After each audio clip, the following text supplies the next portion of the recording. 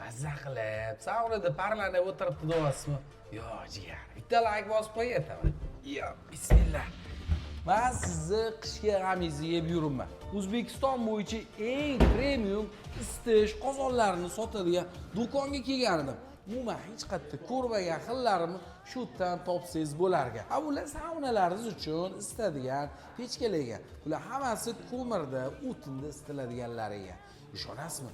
Bir hafta 10 kungacha deyarli solib qo'ysangiz isitib yotadigan kotyollarni shu yerda ko'rdim. Zota degan brendni menimcha hamma biladi. Rossiyadan top 5 talarda birinchi o'rinda turadigan zavod mahsulot.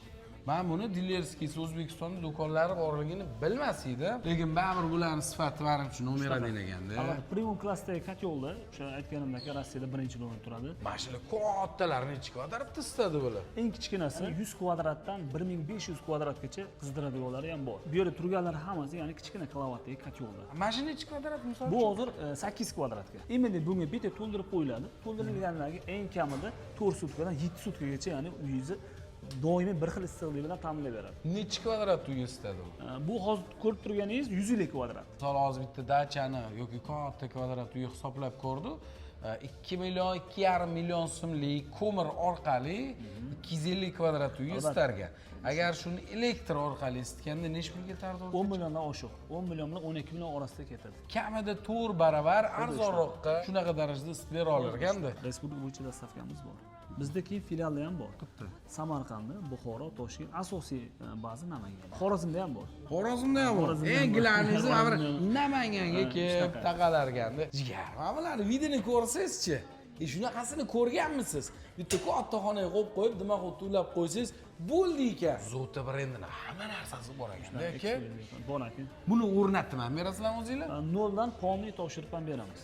O'zligi xohlagan sistemalarni o'rnatib, bu cho'tchilargacha zota bo'lar ekan. Shunaqa bu haligi issiqlik graduslarni ko'rsatib turadigan termostatlar.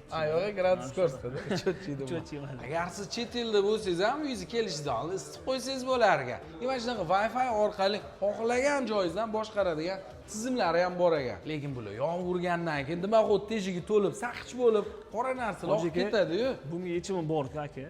Buni dimoxod bilan qo'yiladi, o'zim zavodga dimoxodlari ham bor. Bu dimoxodni o'rnatganingizdan keyin to'lmaydi. Ya'ni bir haftada chiqib dimoxod qoqib, unaqa narsalar bo'lmaydi. Bu zavodskoy sendvich trubalarni qo'yasiz, ham zanglamaydi, to'lmaydi 5-6 yildan. Namangan Jahon bozorining ro'parasida Termobochka degan do'koni. O'zingiz kelib mashitdan olib ketsangiz bo'ladi. Yoki dastavka ham qilib berishadi, yoki butun O'zbekiston bo'yicha filialligi ham bor.